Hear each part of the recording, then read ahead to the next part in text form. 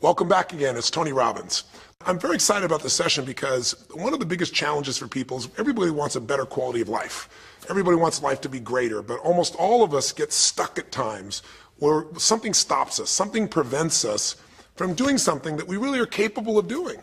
Whether it's turning around our body or shifting a relationship or turning around our finances or maybe just being happy and fulfilled at a different level, we get stuck with a belief of how we're not supposed to be, what we're not supposed to do, what people won't accept, what we're not capable of. Or maybe we get stuck in an emotional pattern of just being pissed off or frustrated or worried or sad or overwhelmed. Sometimes we get stuck, not so much in anything but some habits of doing things a certain way. And what a breakthrough simply is that moment in time where there's an opening. And the opening can come from a conversation, it can come from meeting somebody that inspires you, it can come from an insight, it can come from watching a movie and being moved emotionally at just that right moment. It usually comes because something kind of clicked inside of us. Something snapped us and made us look at life through a different filter, in a different way. And it's a real breakthrough because you take that little insight, that little distinction, that little moment, or maybe that little or big emotion inside of you that says, no more, I'm going to change this. And suddenly you do something to make your life better. You break out of the impossibility of life has to be this way or life is controlling me, and you start to take back control of your life. You start to make the shift that creates the quality of life that you really deserve. Everybody experiences extreme stress at some point in their life. I don't care who we are. Something happens outside our control and it hits our life and it knocks us on our tail. It might be a health stress. It could be something with your family. It could be economic, career. It could be something emotional that happens, biochemical. There's so many things. It could be an environmental situation that had nothing to do with you. Every one of us in our lifetime are experiencing extreme stress, and these days, because of the economy and the way we respond to it, the majority of people are experiencing some form of extreme stress, at least according to polls. Stress doesn't come from the facts. Stress comes from the meaning that we give the facts. Yes, those things have happened, but the real question is, if we fight what's happened, we got a problem. We got to decide, what are we going to do with what's happened in our life? How are we going to take this? How are we going to mold this? How are we going to turn our life around? Because when you come up with a new meaning, you get a new life. So what are we going to do in this session? Well, in this session, we're going to take a look at something from a different perspective. We're going to ask you this question. What is the single force that controls the quality of your life? If there was one gift our Creator has given us, or the universe, whatever you believe, what is it? What is the one power that you have right now in this moment that can change everything? You have it, I have it, we all have it. It's this one singular individual power that can change anything in our life, regardless of what's happened to us. And I know you know the answer. The answer is the power of choice. The one thing we have in this world is we can't control the events, but we can choose what to focus on, we can choose what things mean, and we can choose what to do. Those three choices, those three decisions really control our life. It's not so much the conditions of our life that control our destiny as much as the decisions of our life. Try for a second to think about something. Think about your life and just think about, are there a few decisions? If I were to ask you 2 decisions you've made in your life, that if you would have made a different decision, you would have had a totally different life. I mean, it may be, a life may have been better or may have been worse, I don't know, but you would have a different life. I'm not asking you to buy into the fact that you should have known the answers. I just want you to see the power of a decision.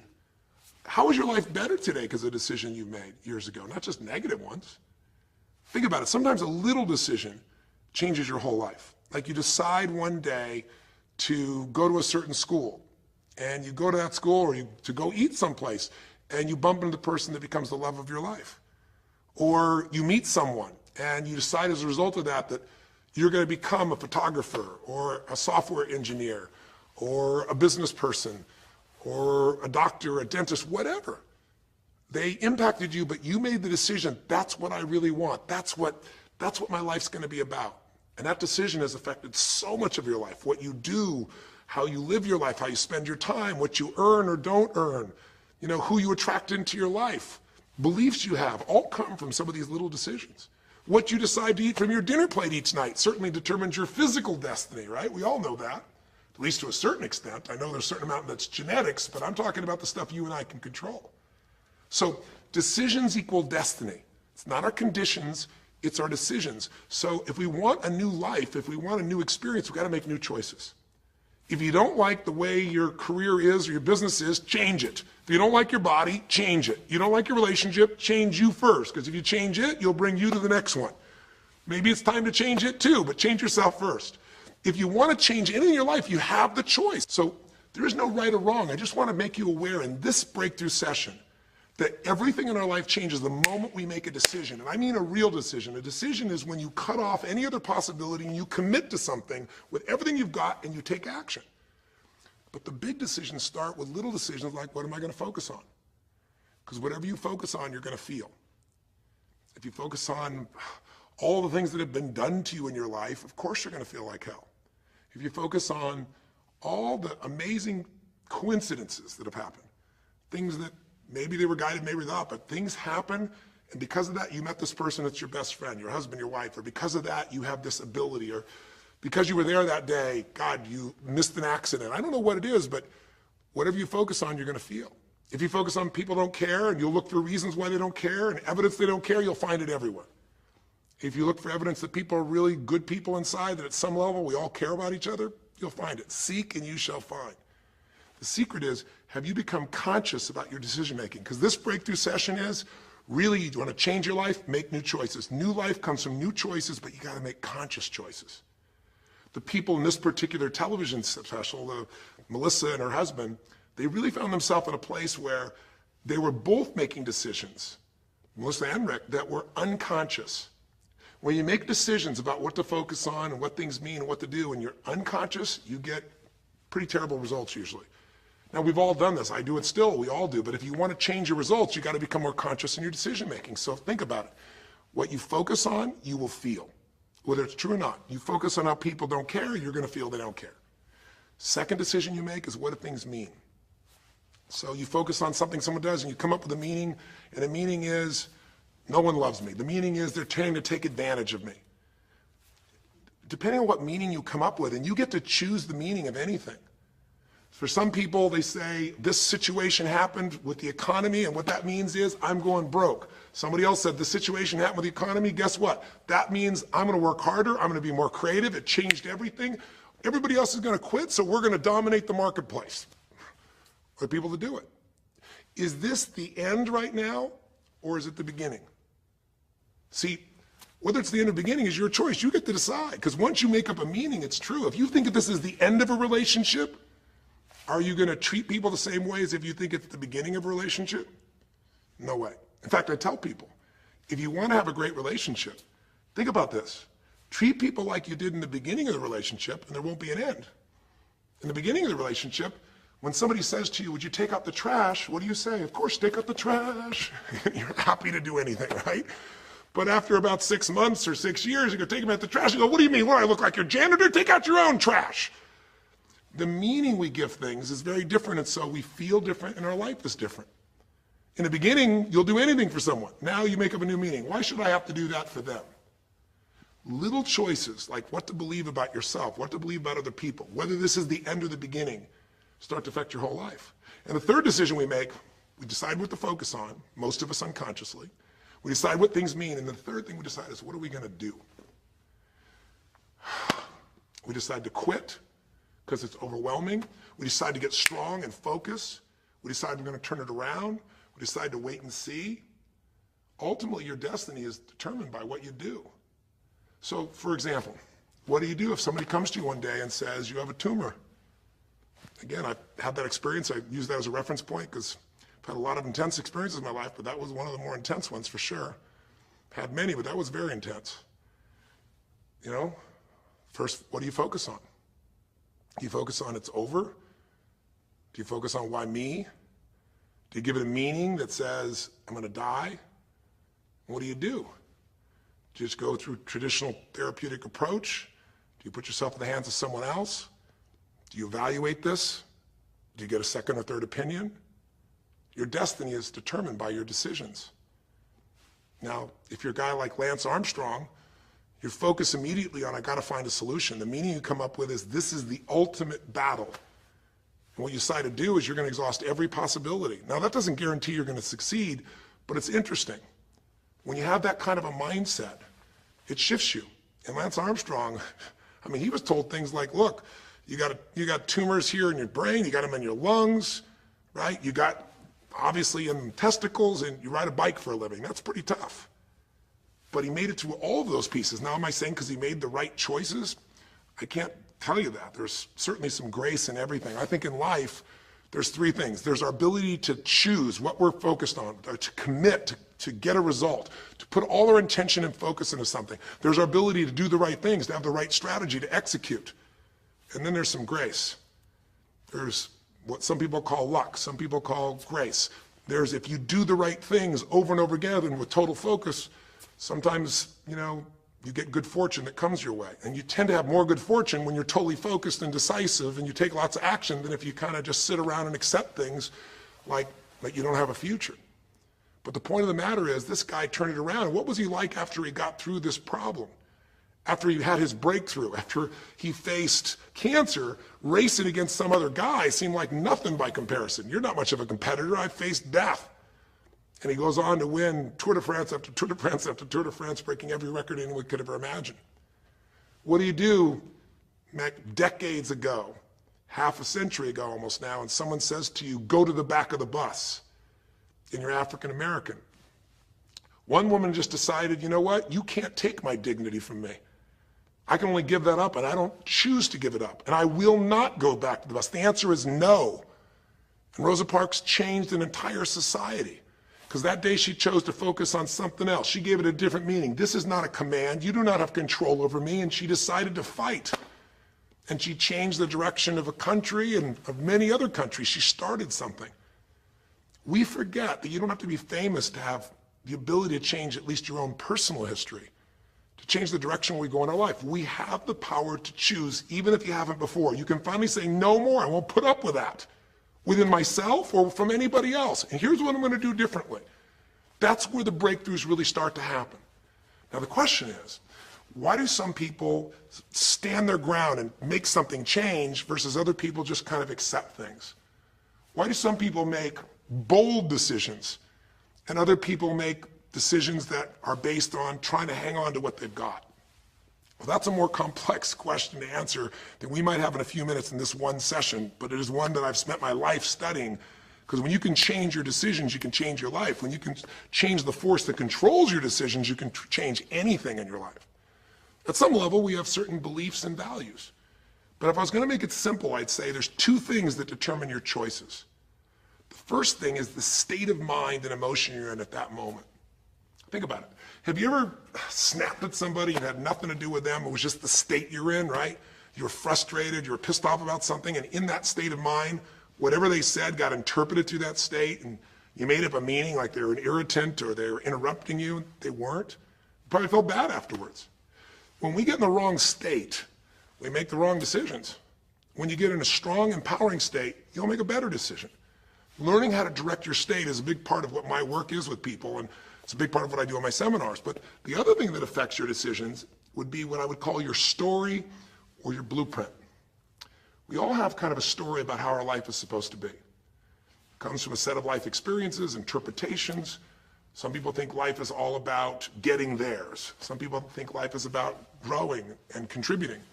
Some people think life is about making judgments. Some people think life is about saving other people's lives.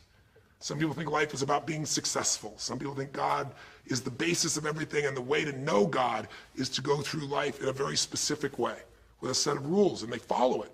And that's what they believe. Whatever your story is, whatever your blueprint is just another way of saying whatever you believe is how your life is supposed to be, at some level, we either follow that blueprint or we fight it. If we follow it or we fight it, we're going to find that we're going to bump into things in life where life isn't always the same as we expect it to be or think it should be. And that's where we start to experience stress. So in this session of Breakthrough, when you watched this story and you saw Melissa, you saw the conflict between what she desired most and what she feared most. I really believe life is the dance between what you desire most and fear most. That's where you find where we live our life, the dance between what you want most and what you fear most. That's where all that energy is in life. So what does she want? She wants to be famous. She wants to be able to sing and have everyone hear her voice and be able to touch everyone. She wants to contribute. She wants to share her gift. And she definitely wants to be famous and successful. She needs to be closer to her children. And one of the big challenges in life is oftentimes what we want and what we need are two different things. She has 5 boys. They're all extremely young, as I'm sure you saw. And she has a husband. And while they're all supportive of her going on this journey, somewhere along the line, she lost that connection to what was most important. Now, is she a bad person to make bad decisions? No, good people make bad decisions when they get in lousy states, when our ego gets involved, or when we start believing our story. And here was the story she had. Being a mom's important, but the bigger gift God gave me is my singing voice.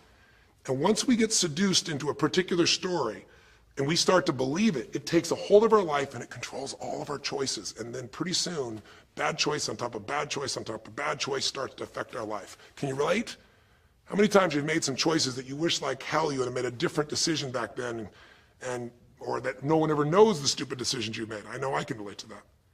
So what I want to talk to you about today for this brief little session is how to break through a crisis. Crises happen, whatever type of crises you go through in your life, and I know you've had many, when we make some choices unconsciously and we get consequences. And we make them unconsciously because we're trying to get what we want. We don't really know what we value most. We don't know what we need. And we find ourselves waking up one day and going, why is my life this way? It's kind of like life is always calling to us to constantly grow and improve. You know, if you're going to look at what's going to make life work, it's really simple. What makes people happy is progress. We're happy when we're progressing. If you're overweight, but you leave today and you say, you know what, this breakthrough thing, what I got out of today for me more than anything else is, I've been stuck waiting for some magical diet, some magical exercise plan, some magical time in the future when we have more time. There is no more time. I don't need to wait for that. I'm just going to make a decision today to get started. I don't need to go out there and go interview 20 trainers and get online. I don't need somebody to give me a perfect plan. I need just to pick up my shoes and start walking. I need to just get somebody behind me who just goes, run! I don't need to wait for perfection. I'm going to do something right now. I choose to get fit. I choose to walk. I choose to run. I choose to go join a club. I'm doing it now. A breakthrough happens the moment you make a new choice. And you don't have to wait. You can just get yourself in a new state. Maybe this tape will get you doing. Or you just have to have a new thought that says, you know what? I made choices in the past. I'm overweight because I chose to eat this and this. I'm not going to eat it anymore. I'm changing now. You can change your whole life real fast with just a few choices. But if you don't make the right choices, eventually you're going to face a crisis. Crisis is when you made so many poor choices that sooner or later life shows up, and instead of asking gently for you to change and improve, to grow, to make progress, to be happy, life, when it's a crisis, now demands change. It isn't asking anymore. We borrowed money as a society and we overspent and we talked about changing and we knew we had to change, and now crisis happens and guess what? Nobody has a choice. The game has changed. And what crisis does is it melts us down. It melts us down so that we can recast our life. We can remold ourselves. And usually on the other side, our life is greater because as we go through that crisis, we have to grow. Everybody wants change. Nobody wants to do it. Everybody, I should say, wants progress, but nobody wants to change. Everybody wants their life better, but nobody wants to do the push-ups, the running, have the economic or emotional discipline to make it happen. But if you're watching this right now and you're still with me, some part of you wants more. And I'm saying to you, choose it. And the way you're going to choose it is really simple. If you're in that crisis, what keeps you in the crisis is probably because you're being reinforced. Most people, they overeat, or they smoke, or they drink, or they yell at people. They keep doing it because they're rewarded. Whatever gets rewarded gets reinforced.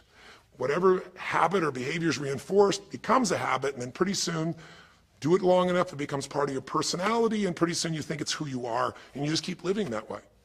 I mean, it's easy to see this in other people, right? It's easy to see how messed up they are and how easy they could if they just make some new choices.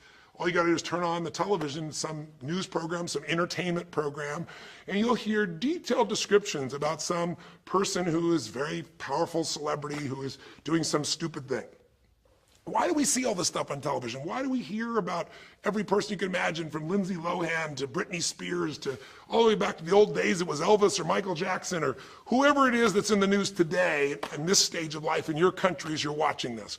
It's because we want to see other people who make bad decisions so we can feel better about our own. But the reason those people don't change, Lindsay Lohan.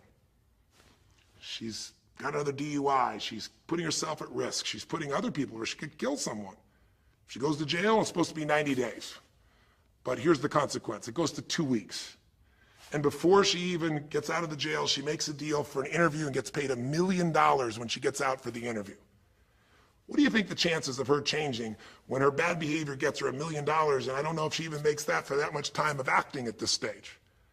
What do you think the chances are when people around her say it's not your fault, it's not fair, they treat you unfairly? As long as we have the decision that we're not responsible, it's not our fault, we can't change anything. We have no power. So I don't know by the time you watch this if Lindsay will have changed, but if she did, it'll be because the enablers are gone, she's taken responsibility, and she's found something she values more than attention and money for bad behavior. Now, it's easy to look at that with her, but what about you and I? Where are you and I addicted to our problems? Where are you and I reinforced? So many people, when they have a big problem, listen, if things are going well, you say, oh, it's going so great. Your friends go, well, that's great. And after a while, they go, well, easy for you. But if you got a problem, people go, hey, I understand, and they connect with you. Where do we get addicted to our problems? If you want to make a new choice, if you want to make a new decision today, if you want to have a breakthrough in some area of your life, you got to give up the story that it's not your fault, and you got to give up the attention and the love and the connection and the commiserating that comes with it with other human beings. Here's how you change. 5 simple, quick steps, and then I'm going to give you a little tool that if you want to, you can go online and really make a change with. If you're going to change your life, step 1, I don't care if something has happened to you. You know, somebody has spilled oil all over where you fish. It's horrific. It's disgusting how they've dealt with it, but it's happened and you got to deal with it. Something's happened. Someone in your family's been injured. You've lost your job. I don't care what the problem is. If you're in a crisis, step number 1, see it as it is, but don't see it worse than it is. Now, what do I mean by that? I don't mean be Mr. or Miss Positive Thinking. By now, if you spend any time with me, you know I'm not about that. I'm not here to tell you, go to that garden and chant, there's no weeds, there's no weeds, there's no weeds. Doing affirmations is not going to change your life. You got to go see where the weeds are and pull them out. My point is simple. You got to see what the problem is, but you can't make it so horrific that you just give up. Today, this is the first generation in almost 100 years of Americans who now believe, the majority of Americans now believe, that the quality of life for themselves and their kids in the future is going to be worse than the past. They have, in other words, nothing to look forward to. 63% of the US as of today. Wow. When you start thinking there is no future, you go into what we call learned helplessness, a place where you just kind of give up. And if you get to that place of giving up, then you have no power over your life. That's when people get depressed. That's when people do crazy, stupid things. That's when people want to turn to drugs or alcohol or sometimes suicide or just total frustration and anger, and their life starts to do the opposite of a breakthrough. It becomes completely stuck and in pain or in ongoing suffering. If you and I are going to break out of that, we got to see it as it is. We're not here to be positive thinking people. You got to see what's really going on. But if you're overweight, you can't say to yourself, well, I'm big boned. That's not why you're overweight. You're overweight because you don't work out, you eat certain things, you eat Cheetos all day long watching TV. I don't know what it is you do, but I know it's not just because you're big boned. You don't want to make it so it's outside your control or you can't change it.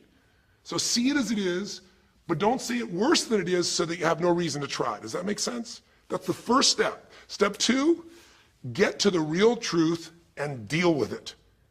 Don't just see it as it is and not worse than it is. Don't just like balance it, but now get to the truth. I mean, listen, if the truth is you've been trying to get a job for 2 years and you truly have worked every day in a particular industry, and the number of jobs in that industry has shrunk down, and you really aren't getting that job, then you may have to look at the truth. The truth is you might have to retool. You might have to say, gosh, you know, the industry I'm in is gone. I mean, gross, simplistic example, but for years, vinyl records were around for 85 years. And it was a gigantic industry. And things came and went. During the vinyl record time, what happened? Well, there was, remember those 8-track tapes? Are you ancient enough to remember those things? Maybe you know somebody remembers those things. These big boxes, you push them in and out. Yeah, 8-tracks came and went, vinyl records were still here. And then cassette tapes came, right? And cassette tapes were smaller and more compact and more convenient and more seemingly indestructible. And they came over here and vinyl records were still selling like crazy. If you had a job in vinyl records, you kept it. But then a little thing came along called the CD.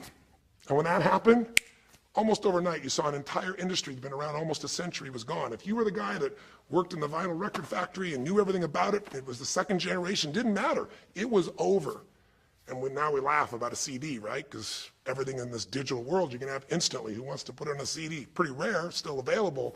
In vinyl records, maybe there's a small market of people that are collectors, but it's gone. My point is, if you're in the vinyl record business, you got to tell yourself the truth. You got to see it as it is, not worse than it is, but you also got to get the truth and deal with it. You got to deal with the cards you're dealt. You're going to have to retool. You're going to have to change something. You might have to move. If you live in the Gulf, and I don't support anything that's happened there, who could? It's unconscionable what's happened with BP. But if you live in the Gulf and you're a third generation fisherman, and you fish for oysters and they're dead, you better get to the truth. Are they going to be dead for 2 years or 10 or 20 to the best of your ability?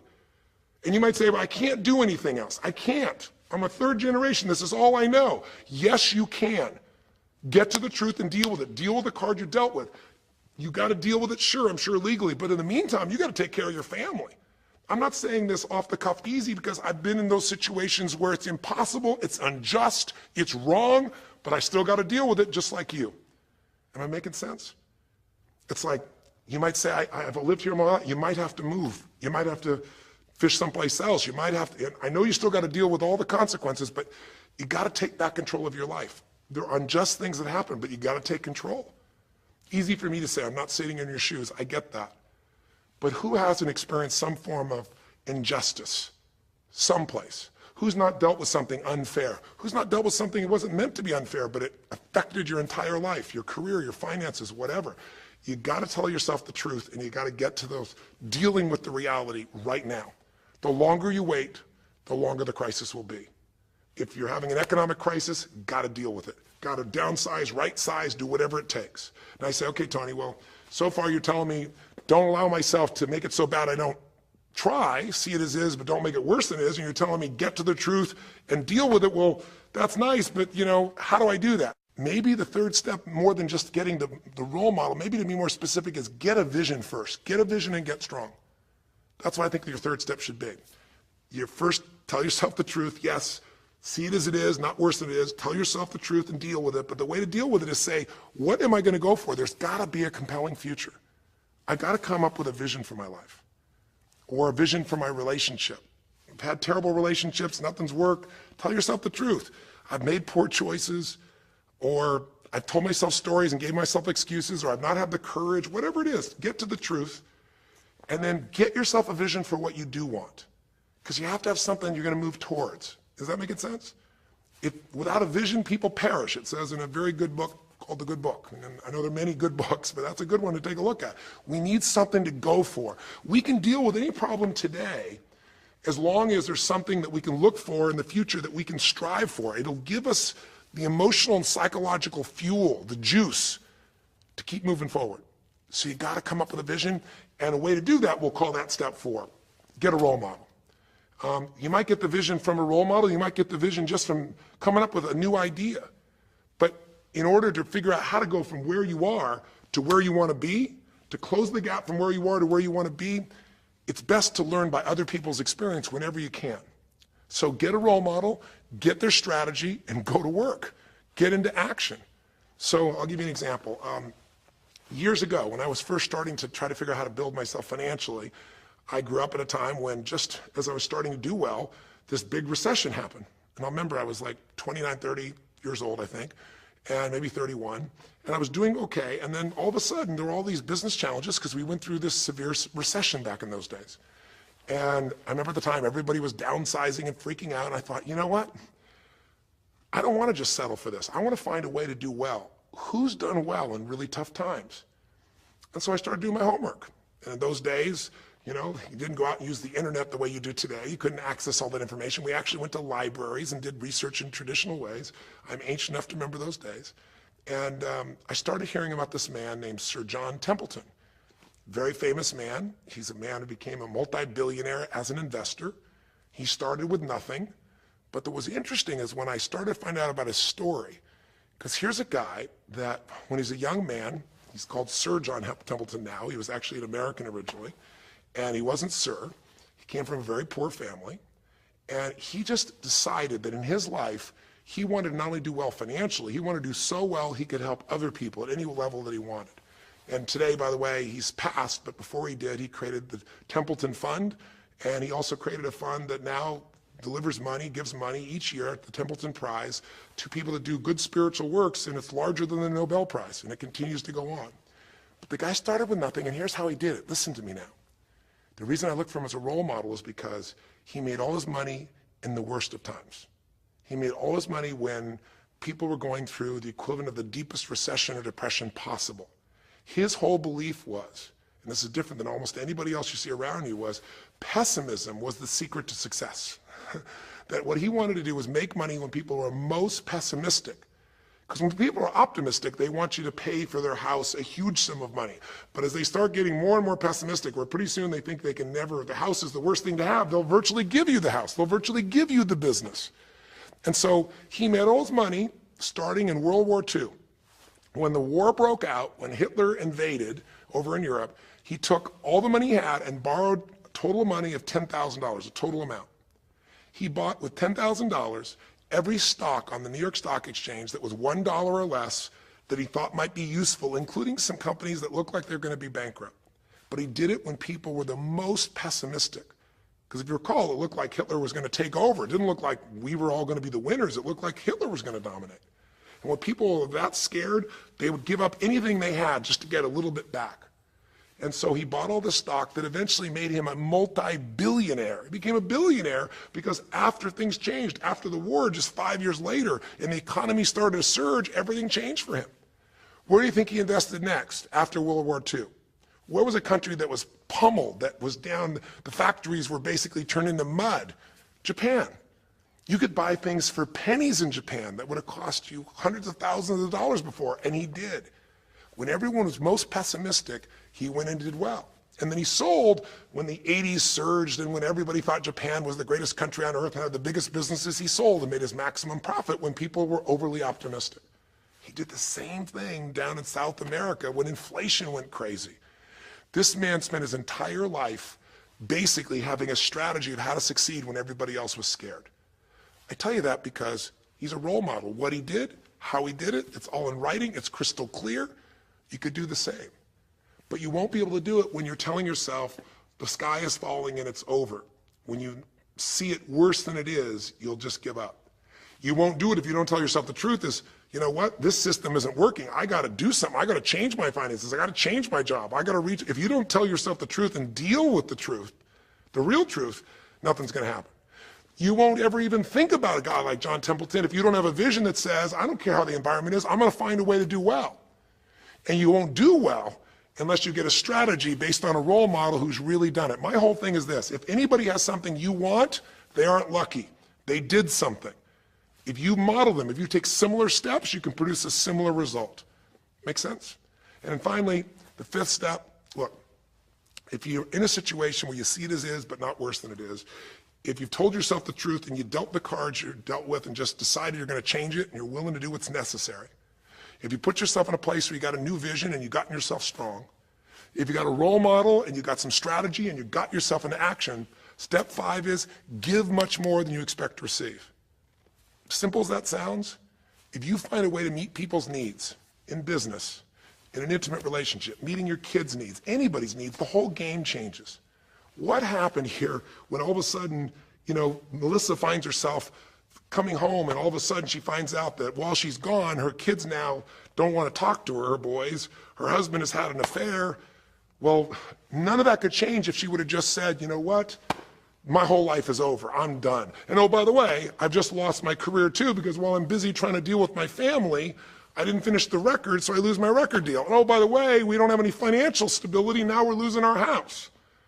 If that family would have just said it's over, if Melissa or Rick either just said it's over, it would have been over. But they told themselves the truth. We got severe problems here, but they didn't make it worse than it was. They didn't say we can't turn it around. And then they got to the truth of the infidelity, the truth of her addiction to going after fame instead of being a mom, the truth that neither one of them had been really competent at parents and had not given the energy to the kids that they deserved. The truth will set you free, but first it'll piss you off. You know, it doesn't feel good, but Not feeling good is sometimes where you get your drive to change things. They started looking around and said, we don't have the skill to even manage our house, much less our finances. We got to do something different. We got to focus on our kids. We got to focus on turning things around. We got to turn our relationship around. But that wouldn't have worked unless they got a vision of starting to see, it could happen. And that's what I helped them with. I helped them get to the truth. I helped them to stop over-exaggerating. I got them to a place where they got to see that this relationship could be back alive and passionate, and that these kids deserve both their parents, and that she really could be a great mom, and that maybe in the end she could even still have her singing career and enjoy it too, that she didn't have to give it all up. And I'm really proud of her. She did it because she found a role model. She got a vision, but she got a full role model. And the man that she works with today is a man that's sold, I think now 5 million or 10 million records. And most people outside the country business don't know his name. He's her mentor now. He's made music with, Willie Nelson, with just about anybody you can imagine in the business. And he's done it for all these years, but he's never left the central part of Texas because that's where his family is. And Melissa's had offers to go to Sony Red. She walked away because they said, you're gonna have to do these things without your family. She found out what was most important, and she made the decisions that met her needs to be a great mom. When you fight life and go, I should be a singer and not a mom, and you got 5 kids, you got a problem. When you fight life and say, the economy should be different, you're gonna be stressed. Deal with what is, without exaggeration, with total honesty, dealing with the cards, coming up with a vision, finding yourself a role model that shows your strategy, work your tail off, give, keep changing your approach, and you can get where you wanna go. Make sense? Now that might sound like a lot. So to get you started, here's what I'd like you to do for this session. Start out, if you want, by taking a big crisis or problem you have and going through these steps, saying, okay, what's really true? And let me stop the exaggeration. Let me not make it worse than it is. Just let's define what's true. Let's stop the story. Just here's what it is. We got this much financial challenge. We got this physical challenge, whatever it is. And then go to step 2. All right, let's find out the truth. Let's get the details. Let's get the details and figure out what we're gonna do. And then here's where we're gonna go. This is where we're gonna eventually get to. It might take us longer to get where we wanna go, but we're gonna get here. Who's done it that we can model, that we can follow the steps in, who can coach us? And let's just work our tail off and change every day. But to give you a quick jump, sometimes when you're in the middle of crisis or crises, multiple crises, lots of things going on simultaneously, it feels a bit overwhelming. So, and you might not know a role model. You might say, Tony, I don't know who. Well, not hard on the internet these days to find role models, or come to an event. I can promise you we can show you plenty of role models. This is what I do for a living. But what you can do right away is you can model yourself.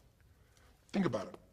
Almost everyone alive has been through more than one tough time, crisis or multi-crises, where you're having a problem financially and you're having a problem with your family and you're having a health problem all simultaneously. Those are the intense ones, right?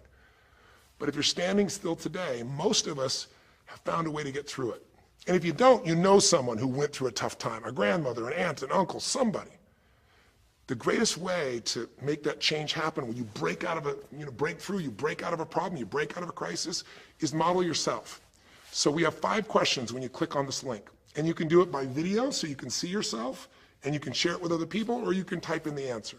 I'll tell you in advance what they are, and then when I'm done here, I want you to do it right away if you would. The first question is, what's been one of the toughest times in your life? What's been one of the toughest times in your life that you did get through? Maybe it was a financial situation. Maybe it was a career situation. Again, maybe it was an intimate relationship where you were crushed. You thought you could never make it through all the pain you went through there. Maybe it was a physical challenge, a health challenge. Maybe it was a lack of confidence or ability. I don't know what it was, but what was a just incredibly tough time that you did make it through? And you're just gonna jot it down. Or you can do it in the video and just tell us, because you're not only gonna get this answer, but we're gonna create a community of people who will be role models, people that have been through hell and back, saying, here's where I was, here's what I got through, here's what shifted my life, here's what you can do. And we're creating this community as our gift to you, so that this isn't just a discussion that's one way. I want to do is start a conversation with you where we can help each other. So that first question is, what's a crisis? What's a challenge? What's a tough situation you eventually made through, but it really was difficult for you? Second question, you go back and you think about that situation. What pulled you through? What pulled you through that situation? What did you learn? What distinction? Or did you get a strategy? Or was it a belief? Or did you meet someone who helped you? Or was it just somehow you clicked into your faith and you kicked yourself into gear? What pulled you through those tough times? Was it a person? Was it a place? Was it an idea? Was it a distinction? Was it a belief? What was it? Share it with us. Type it down or tell us from your heart what it really was. Third question is just real quick. It's just for contrast. And the third question is, what was your life like before the crisis? Like right before all hell broke loose? Usually you'll say, oh, my life was so great. But when you go back and look at it, was it so great? Was it wonderful? Just out of curiosity, right before all hell broke loose, third question is, what was your life like right before it? And then the fourth question, what'd you do? What did you do to go from where you were to where you are today? What did you do to get over that situation? What did you do to get through that situation? What did you do to turn it around? What action did you take? Who did you go learn from? What skill did you go get? What did you physically do? Kind of give us the description of what you did, because we all want to know, because you can provide us a pathway. You may have been through a crisis that someone else is going through right now, and they could learn from you. They could learn the shortcut. And finally, the fifth question, maybe the most important one besides what pulled you through, and the fifth one is, how is your life actually better today because you went through this crisis? Whatever the crisis was. How are you stronger? Or are you more compassionate because you felt that suffering? You don't want anybody else to feel it. Or are you more hopeful because you know you made it through that so you can make it through other things? Or are you in a situation where you've got a skill today that you didn't have and wouldn't have had if it wasn't for that situation that made you have to grow? Or are you just happier today because you have a contrast of what life could be like, and so now you appreciate the simple moments? How are you better mentally, emotionally, physically, financially, or spiritually today because you went through the crisis? Even though you wouldn't want to go through it again, you don't want anybody else to go through it, how did it actually serve you in the end? I think if you answer these 5 questions, you don't need to remember them. I said them to kind of trigger you thinking. All you do is type in the answer, or you take the instructions and click on the video and go, okay, toughest time in my life? There have been so many, but I'd say when I went through this divorce, or I'd say when I was told I had this tumor, or I'd say when they told me this company was going to go bankrupt, or whatever it was. Second question, what pulled me through? God, I don't know. I guess a combination of things. One was this belief that somehow everything in life happens for a reason and a purpose. And even though I hate this, something must be calling me to grow. Or I'll tell you what it was. It was a friend that sat me down and said, man, you're going through hell. But when you're in the middle of hell, when you're pushing through hell, just keep pushing. Just keep going through it, man. I've been there. And he gave me this plan, or he gave me this strategy, or he told me, you know, this problem won't last forever. Trust me, I know it feels like it's the end of the world, but 10 years from now, you and I will be sitting here, and you'll be here with your children, and you'll be here with your wife, and we'll be talking about those tough days, and we'll actually smile and laugh about them and be so proud we made it through it together. Or you might say, what got me through it was prayer, or my faith in God, or what got me through it was just massive action. You know, what pulled you through? Just tell us. We all want to hear, we all need to know. And there's lots of ways to get through hell, isn't there? There's lots of ways to get through a crisis. There's so many ways. That's what I want people to get. So when you're done with this on the website, you will give in something.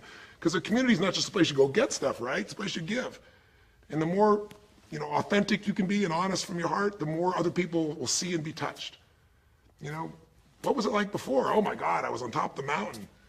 You know, what did you do? Here's what I did. You know, I told myself the truth. I went and got this new education. I went and started talking to people each day. Whatever you did. How's your life better today? There's a phrase, you know, be humble or be humbled. You know, I have a different level of humility because I know, you know, that as good as I may think I may be, that situation reminded me that life is not just about me, it's about we. Or, gosh, because of that, I love my wife so much because we made it through that situation together. Or because of that, man, I'm so much stronger financially. I'm on top of things. I don't let anybody spend. Whatever it is, tell us how your life's better. Okay? I don't know how long the session was. Again, there's no script here, baby. I just want to work with you heart to heart to say one thing. If you want to break through, you have to make new decisions. New choices create a new life. The only thing stopping you is some limiting belief. Some belief about how life should be different or you should be different. Deal with life the way it is. Tell yourself the absolute truth. Don't make it worse than it is. Tell yourself the truth. Deal with it. Get a vision. Get strong. Get a strategy. Get a role model with a strategy and get into action, and then put your focus on taking action every day. Giving, giving, giving. Change your approach. You will get there. Go to the Power of Crisis right now. Click in. Give us your message and the answers to 5 and look at other people. You'll find people have been through things you can't imagine. A woman talking about how one day she was home and a man came in, and to try and save her children from being hurt, she had to let him rape her right in front of her kids. And when her husband found out, he came home, he was so upset he left her. And then she developed cancer. I mean, you'll see some stories here that'll blow your mind. And today she's the most happy, incredible woman, and she's helping other people who have cancer to get through it. She's healthy and strong. Her kids are strong. We need those kinds of role models. So whether your story is little or big, there is no little or big. We all need a pathway of power. And this will be a gift to yourself because it will activate your resources. It'll be a gift to other people as well. So that's our session. The power of decision, the power of choice, how to face a crisis and turn around. It may not sound like rocket science. It's not. It's just called the truth. And the truth will set you free, as they say. So live strong and live with passion.